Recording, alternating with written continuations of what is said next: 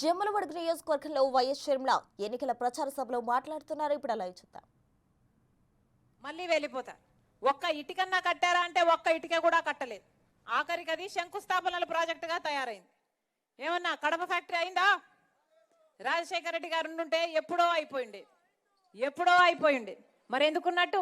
MLA అయినా మీ MP అయినా ఎందుకు ఓట్లేసినట్టు? మీకు పనికి రాకపోతే, మీకు పని చేయకపోతే వీళ్ళు ఎందుకు అధికారంలో ఉండాలి? ఈరోజు మీరు ఓట్లేస్తే గెలిచాడు అవినాష్ రెడ్డి, మీరు ఓట్లేస్తే ఎంపీ అయ్యాడు అవినాష్ రెడ్డి గారు. ఈరోజు అదే అవినాష్ రెడ్డి గారు వివేకానంద రెడ్డి గారిని హత్య చేయించే విషయంలో అవినాష్ రెడ్డి పాత్ర ఉంది అని సిబిఐ స్వయాన సాక్ష్యాలు, ఆధారాలు, వాంగ్మూలాలు అన్నీ చూపుతూ ఆయనను అక్యూజ్డ్గా, దోషిగా చేర్చడం జరిగింది. మరేమైంది? అక్యూజ్డ్గా, దోషిగా ఒక పెద్ద మనిషి, రాజశేఖర రెడ్డి గారి తమ్ముడు, ముఖ్యమంత్రి గారి తమ్ముడినే చంపించారు అని కేసులో ఉన్నా కూడా ఈ రోజు వరకైనా అవినాష్ రెడ్డి ఒక్క రోజైనా జైలుకు వెళ్ళాడా? లేదు.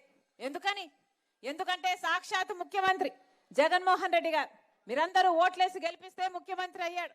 ఈరోజు జగన్మోహన్ రెడ్డి గారు సాక్షాత్తు ముఖ్యమంత్రి అయ్యుండి తన అధికారాన్ని అడ్డేసి అవినాష్ రెడ్డిని కాపాడుతున్నాడు. కాబట్టే ఈరోజు సిబిఐ ఒక్క ఎంట్రుక కూడా పీకలేకపోయింది అవినాష్ రెడ్డికి. న్యాయమేనా ఇది? ధర్మమేనా ఇది? అధికారం ఇచ్చింది ఎందుకు? జగన్మోహన్ రెడ్డి గారిని నమ్మి ఓట్లేసింది ఎందుకు? ప్రత్యేక హోదా తీసుకొస్తాడు అని, పరిశ్రమలు వస్తాయి అని, పోలవరం లాంటి ప్రాజెక్టులను పూర్తి చేస్తారు అని, మన ఆంధ్ర రాష్ట్రానికి ఓ రాజధాని కడతారు అని, కడప స్టీల్ ఫ్యాక్టరీ ఇస్తారు అని, మన రాయలసీమకు స్పెషల్ ఎకనామిక్ ప్యాకేజీ తెస్తారు అని, ఇలా ఒకటి కాదు, రెండు కాదు, ఎన్నో ఆశలు పెట్టుకొని జగన్మోహన్ రెడ్డి గారిని ముఖ్యమంత్రిని చేసుకుంటే అవినాష్ రెడ్డికి మీరు ఓట్లేసి ఎంపీని చేస్తే ఏం చేస్తున్నారు? జగన్మోహన్ రెడ్డి గారు మీరిచ్చిన అధికారం చేత ఒక హంతకుణ్ణి కాపాడుతున్నారు.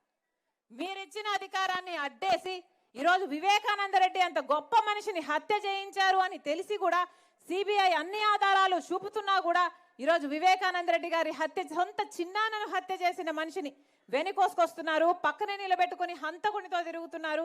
5 సంవత్సరాలుగా ఒక హంతకుని వెనకేసుకొచ్చారు జగన్మోహన్ రెడ్డి గారు.